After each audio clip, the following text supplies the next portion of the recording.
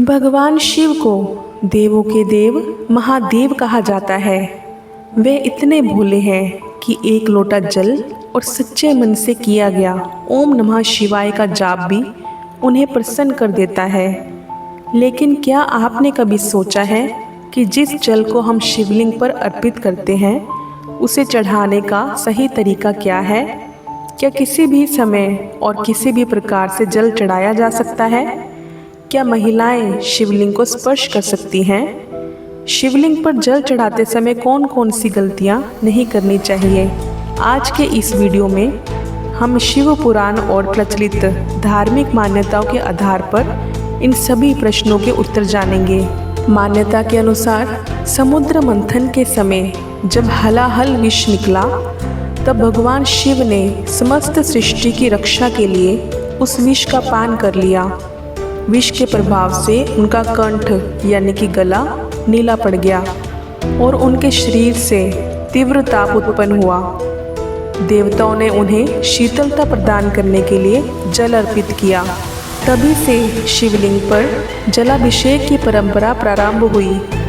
जल को शांति, पवित्रता और समर्पण का प्रतीक माना जाता है। जब भक्त जल अर्पित करता है तो वह अपने अहंकार, क्रोध और नकारात्मकता को भी भगवान के चरणों में समर्पित कर देता है। भगवान शिव को आशुतोष के नाम से भी जाना जाता है, अर्थात वे स्त्री पुरुष जाति या सामाजिक भेद के बिना सभी भक्तों की भक्ति स्वीकार करते हैं। शिव और शक्ति अभिन्न हैं, इसलिए शिव उपासना में स्त्रियों का स्थान सदैव महत्वपूर्ण माना गया है। चलिए अब बात करते हैं कि शिवलिंग पर जल अर्पित करते समय हमें किन विशेष बातों का ध्यान रखना चाहिए। जल चढ़ाने के लिए हमेशा तांबे, पीतल या चांदी का पात्र ही प्रयोग में लेना चाहिए। स्टील के बर्तन का इस्तेमाल करने से हमें बचना चाहिए। जल अर्पित करते समय आपका मुख उत्तर या पूर्व दिशा की ओर होना चाहिए।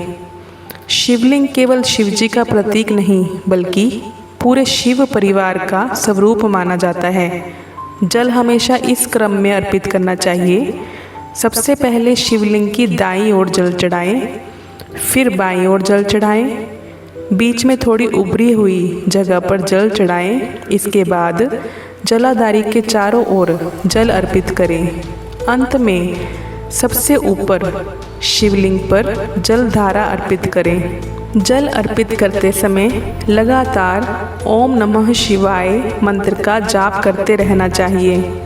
शिवजी को पतली और धीमी धारा प्रिय है। इसे बहुत तेजी से या एक साथ नहीं उड़ेलना चाहिए। शिवलिंग पर कभी भी शंख से जल अर्पित नहीं करना चाहिए।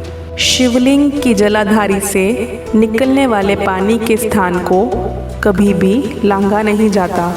इसीलिए शिव मंदिर की पूर्ण परिक्रमा नहीं की जाती, केवल आधी ही परिक्रमा की जाती है। और भी अधिक जानकारी के लिए चैनल को लाइक एंड सब्सक्राइब जरूर करें एवं कमेंट बॉक्स में हर हर महादेव जरूर लिखिएगा।